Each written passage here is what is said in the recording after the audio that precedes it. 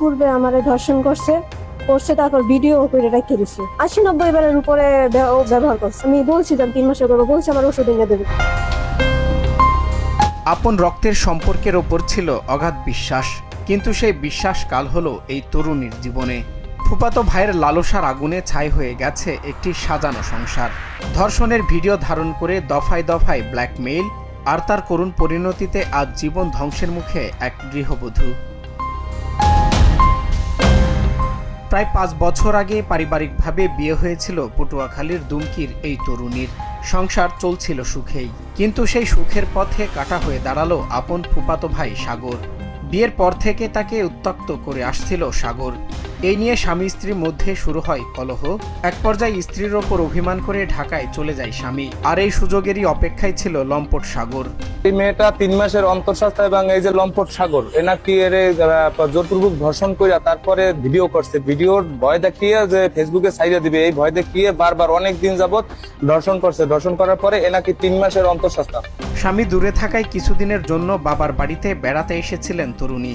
ভেবেছিলেন আপনজনদের মাঝে হয়তো স্বস্তি পাবেন, কিন্তু একদিন বাড়িতে কেউ না থাকার সুযোগে কৌশলে ঘরে প্রবেশ করে সাগর।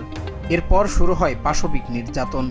তরুণীর আকুতি আর কান্না মোচাতে পারেনি সাগরের পাষণ্ড মন। শুধু ধর্ষণ করে ক্ষান্ত হয়নি সে, নিজের মোবাইল ফোনে ধারণ করে রাখে সেই নিগ্রহের পুরো ভিডিও। আর সেখান থেকে শুরু হয় তরুণীর জীবনের এক অন্ধকার অধ্যায়।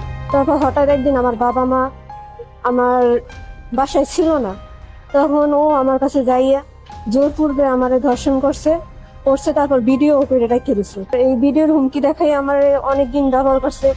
তারপর আমি বলে দিছি, মাসের কাছে বলে দিই। লোকলজ্জার ভয়ে মুখ বুজে সহ্য করাটাই যেন কাল হলো তরুণীর জীবনে। ভুক্তভোগীর অভিযোগ, ভিডিও ধারণ করে ভয়ভীতি দেখিয়ে গত কয়েক মাসে তাকে অন্তত 70 থেকে 80 বার ধর্ষণ করে সাগর। আর এতে প্রতিবাদ করলেই চলতো অমানসিক শারীরিক নির্যাতন। এই পৈশাচিকতার চড়া মাশুল দিতে হলো তরুণীকে, যার ফলে তিনি এখন 3 মাসের অন্তঃসত্ত্বা। সাগরের লালসা আর ব্ল্যাকমেইলের কাছে আজ পরাজিত এক নারীর সুন্দর ভবিষ্যৎ ও তার সম্মান।